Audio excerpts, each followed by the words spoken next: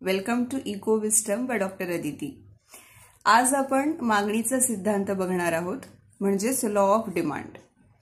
सगळ्यात पहिले आपण सोप्या शब्दामध्ये मागणीच्या सिद्धांताचं विधान समजून घेणार आहोत, म्हणजेच statement of law of demand.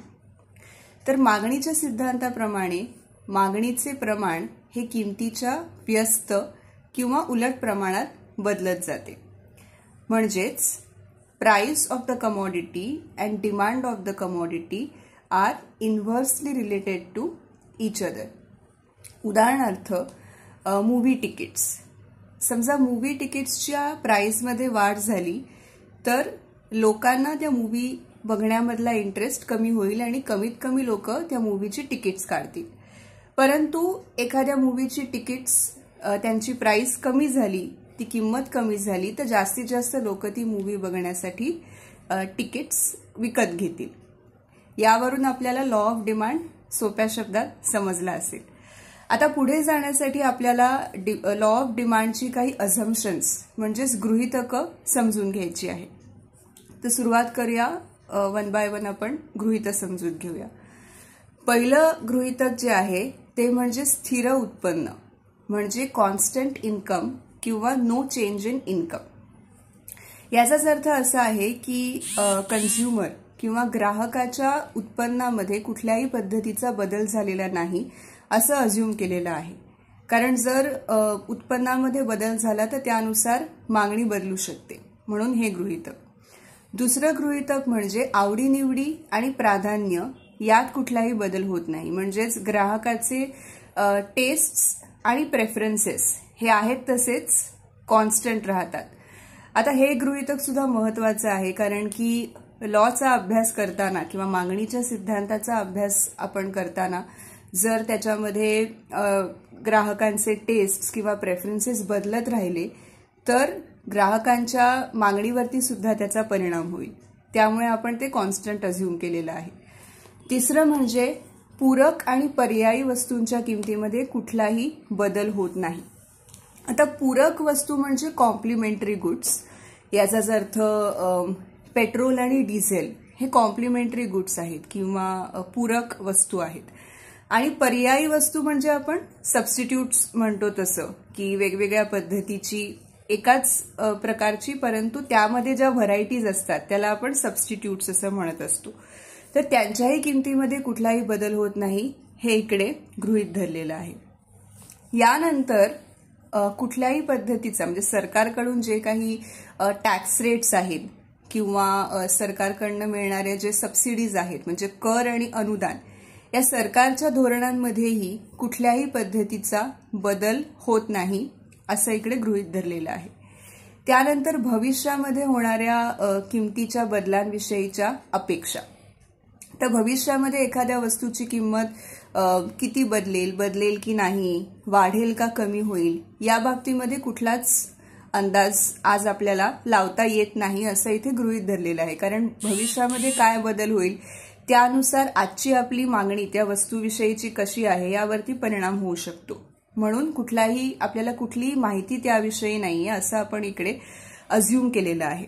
आणि पुढचं शेवटचं जे गृहीतक आहे ते म्हणजे लोकसंख्येचा आकार म्हणजे साईज ऑफ पॉप्युलेशन आणि लोकसंख्येची रचना याच्यामध्ये कुठल्याही पद्धतीचा फरक होत नाही, म्हणजे लोकसंख्या जशी असते तशीच कायम राहते असं आपण अज्युम केलेलं आहे। कारण लोकसंख्येमध्ये जर त्याची रचना बदलली म्हणजे ज्येष्ठ नागरिकांची संख्या वाढली किंवा तरुणांची संख्या वाढली कमी झाली, जे काही होईल त्याप्रमाणे त्याचा मागणीवरती किंवा मागणीच्या पॅटर्नवरती फरक पडत जातो, त्यामुळे आपण हे एक गृहीतक मानलेलं आहे। तर अशा पद्धतीने ही सगळी गृहीतकं आपण जी महत्वाची आहेत मागणीचा सिद्धांत समजून घेण्यासाठी ती पाहिलेली आहेत। आता पुढे आपण या सिद्धांताचं डायग्रामॅटिक रिप्रेझेंटेशन किंवा आकृती आणि त्याचं स्पष्टीकरण बघणार आहोत। आपण डायग्रामला सुरुवात करतो आहोत। सर्वप्रथम एक्स ॲक्सिस वाय ॲक्सिस दोन्ही काढून घ्यायचं आणि नावं द्यायला विसरायचं नाही। यानंतर एक्स ॲक्सिसवरती आपण मागणी किंवा क्वांटिटी डिमांडेड दाखवणार आहोत. समजा गव्हाची मागणी आपण दाखवतो आहोत आणि वाय ॲक्सिस वरती आपण किंमत दाखवतो आहोत रुपयामध्ये. आता आपण मागणी लिहून घेऊ.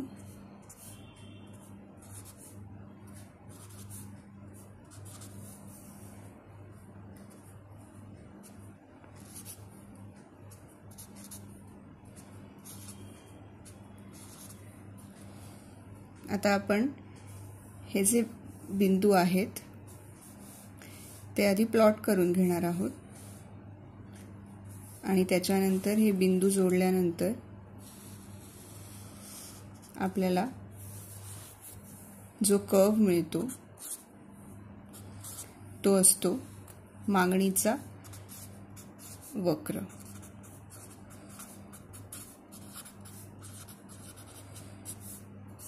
आता आपल्याला दिसून येईल की मागणीचा वक्र जो आपण काढलेला आहे तो डाव्या दिशेने उजव्या बाजूकडे खालच्या दिशेने येत असतो.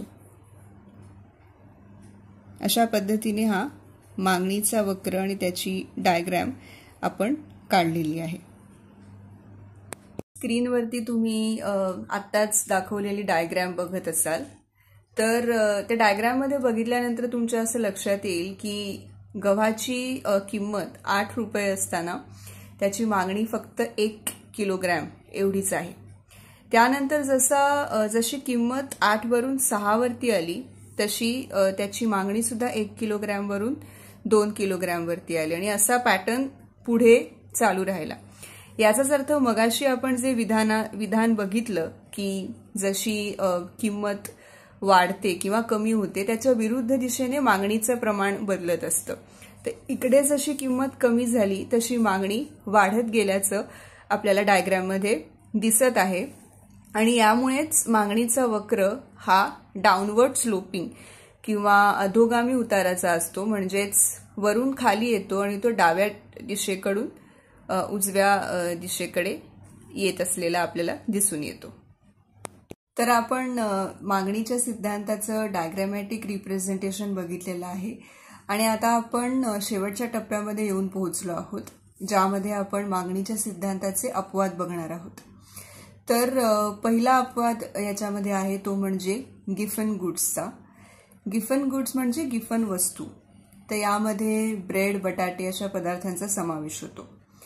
तर गिफन गुड्सची किंमत जेव्हा वाढते तेव्हा त्याची मागणी सुद्धा वाढताना आपल्याला दिसून येते.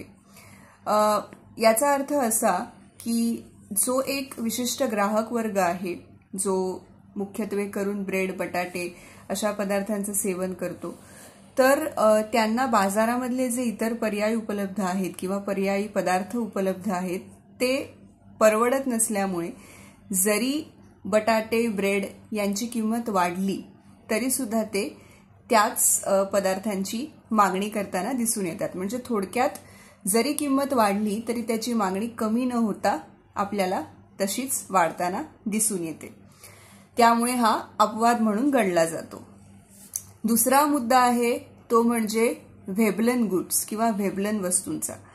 आता याच्यामध्ये व्हेबलन गुड्समध्ये काय काय येतं तर महागडी ज्वेलरी असेल किंवा लक्झरी कार्स असतील. आता या बाबतीत असं होताना दिसून येतं की जरी या वस्तूंची, या महागड्या वस्तूंची किंमत वाढली तरी सुद्धा त्याची मागणी सुद्धा वाढताना दिसून येते. म्हणजेच मागणीच्या सिद्धांताच्या विरुद्ध गोष्ट आपल्याला इकडे दिसते. तर असं का होतं तर मुख्यत्वे करून ग्राहकांची मानसिकता हे त्याचं कारण आहे की एखाद्या वस्तूची किंमत जास्त असेल, किंमत वाढलेली असेल आणि आपण तरी ती वस्तू विकत घेतली याचा अर्थ त्याचा एक स्टेटसशी किंवा प्रेस्टिजशी संबंध जोडला जातो आणि त्यामुळे अशा पद्धतीची मागणी होताना आपल्याला दिसते आणि तो अपवाद म्हणून गणला जातो. तिसरा मुद्दा आहे तो म्हणजे आवश्यक वस्तू, ज्याला आपण नेसेसिटी असं म्हणतो. आता आवश्यक वस्तू म्हणजे कुठल्या तर त्या साधारणपणे जीवनावश्यक वस्तू असं आपण म्हणू शकतो. यामध्ये जीवनावश्यक औषधं असतील किंवा रोजच्या जीवनामध्ये ज्याशिवाय आपलं होत नाही ते मीठ असेल तर अशा वस्तूंच्या किमतीमध्ये काहीही बदल झाला म्हणजे उद्या त्याची किंमत वाढली काय आणि कमी झाली काय, आपली मागणी त्याप्रमाणे अजिबात बदलत नाही. जेवढी आपली आवश्यकता आहे तेवढी आपली मागणी नेहमीच चालू राहते. मग त्याच्या किमतीमध्ये काहीही बदल होवो. त्यामुळे हा एक अपवाद म्हणून आपण म्हणू शकतो. चौथा मुद्दा आहे तो असा की उत्पन्नामधला बदल. आता ग्राहकांच्या उत्पन्नामध्ये काही बदल झाला, उदाहरणार्थ वाढ झाली, तर एखाद्या वस्तूची किंमत वाढली तरी सुद्धा त्याची मागणी सुद्धा वाढू शकते. त्यामुळे उत्पन्नातला बदल हे अपवादाचं कारण असतं. जसं की गृहीतकांमध्ये आपण बघितलं की गृहीतकांमध्ये आपण उत्पन्न स्थिर मानलं होतं, कारण की त्याच्यामुळे मागणीचा सिद्धांत काम करताना दिसून येत नाही. ते याच कारणासाठी. याच्यानंतर पुढचा मुद्दा अपवादाचा तो म्हणजे असा की आवडीनिवडी आणि प्राधान्य यातले बदल म्हणजे टेस्ट्स अँड प्रेफरन्सेस याच्यामध्ये जे वेळोवेळी बदल होत असतात. उदाहरणार्थ एखाद्या वस्तूची किंमत आधीपेक्षा कमी झाली तर मागणीच्या सिद्धांतानुसार खरं म्हणजे त्याची मागणी वाढायला हवी. परंतु आता कदाचित माझी त्या वस्तूविषयीची जी आवड होती किंवा माझा जो त्या वस्तूला एक प्राधान्य असायचं, प्रेफरन्स असायचा, तो आता अचानकपणे कमी झालेला आहे किंवा संपलेला आहे. त्यामुळे जरी त्या वस्तूची किंमत कमी झाली तरी माझी मागणी त्या वस्तूसाठीची बिलकुल वाढणार नाही. म्हणजेच मागणीच्या सिद्धांतामध्ये जे अपेक्षित आहे त्याच्या बरोबर विरुद्ध होताना आपल्याला दिसून येतं. यानंतरचा मुद्दा आहे तो म्हणजे पूरक आणि पर्यायी वस्तूंच्या किमतीमध्ये होणारे बदल. आता पूरक वस्तू म्हणजे कॉम्प्लिमेंटरी गुड्स. जसं मगाशी पण उदाहरण दिलं होतं गृहीतकांच्या वेळेला, ते आहे कार आणि पेट्रोल याचं. आता आपण एक युनिट म्हणून या पूरक वस्तूंना किंवा कॉम्प्लिमेंटरी गुड्सना बघत असतो. आता यामध्ये असं उदाहरण घ्या की पेट्रोलची समजा अचानकपणे किंमत वाढली, तर त्यामुळे काय होणार आहे तर कार आणि पेट्रोल या दोन्हीची मागणी कमी होऊन जाणार आहे. आणि पर्यायी वस्तूंमध्ये जर का आपण बघितलं तर चहा कॉफीचं उदाहरण घेऊया. चहाची किंमत जर का वाढली तर त्याबरोबर कॉफीची मागणी आपल्याला वाढताना दिसणार आहे. म्हणजेच पूरक आणि पर्यायी वस्तू यांच्यामध्ये जे बदल होतात त्याने सुद्धा याच्यावरती मागणीवरती बराच फरक पडत असतो आणि मागणीच्या सिद्धांताच्या विरुद्ध घटना आपल्याला घडताना दिसतात. यानंतर पुढचा मुद्दा आहे तो म्हणजे भविष्यामधील जे काही किमतीमध्ये होणारे बदल आहेत त्याच्या अपेक्षा. समजा आज एखाद्या वस्तूची किंमत आहे ती वाढलेली आहे, परंतु भविष्यामध्ये याच्यापेक्षा जास्त त्या वस्तूची किंमत वाढेल अशी अपेक्षा जर का असेल तर आज किंमत वाढून सुद्धा माझी मागणी त्या वस्तूसाठी वाढणारच आहे. तर हा आपण मुद्दा बघितला. आता शेवटचा मुद्दा आहे तो म्हणजे ग्राहकांची निष्ठा, ज्याला आपण ब्रँड लॉयल्टी असं म्हणतो. की उदाहरणार्थ एखाद्या विशिष्ट कंपनीचा, विशिष्ट ब्रँडचा परफ्यूम आहे जो मला वापरायला आवडतो, तर त्याची किंमत अचानकरित्या वाढली जरी तरी सुद्धा माझी मागणी कमी होणार नाही.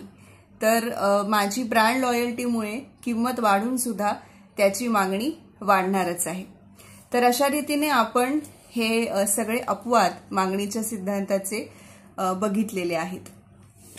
तर मी आशा करते आणि मला खरं तर खात्री आहे की तुम्हाला हा सगळा सिद्धांत खूप चांगला कळला असेल. तुम्हाला जर काही डाऊट्स असतील तुम्ही नक्की कमेंट बॉक्समध्ये विचारू शकता आणि नक्कीच त्याला मी उत्तर देईन. आणि याबरोबरीनेच हा व्हिडिओ इतर अनेक लोकांमध्ये आपण शेअर करा. लवकरच आपण लॉ ऑफ डिमांड इंग्लिशमध्ये सुद्धा पोस्ट करणार आहोत. तर त्यासाठी चॅनल सबस्क्राईब करा आणि चॅनल बघत राहा.